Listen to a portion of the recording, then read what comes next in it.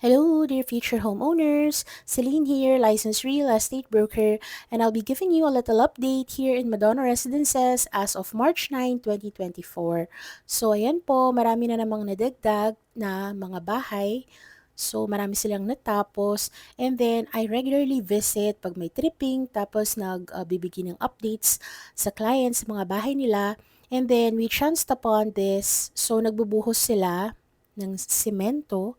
Okay, so buhos po ang ating mga bahay sa Madonna Residences. If you've been following my page, I've discussed this a few times, aking mga videos. So yung mga bahay po natin, matibay po yan kasi buhos po yan. Hindi tayo gumagamit ng hollow blocks, yung traditional way of building homes. So ito po tayo, buhos po tayo, naka-assemble po ang aluminum formwork and then bubuhusin po na semento yan.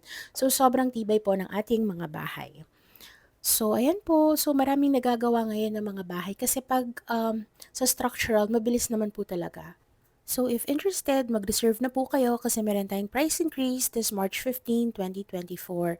So, if I were you, magpa-schedule na kayo ng tripping sa akin para makita niyo yung mga bahay in person. Mas ma-appreciate niyo talaga yung ganda ng mga bahay natin here in Madonna Residences. So, ayan po, I would attach a list of freebies po for your reference. And don't forget to follow us on our social media accounts, Facebook, TikTok, Instagram, and YouTube.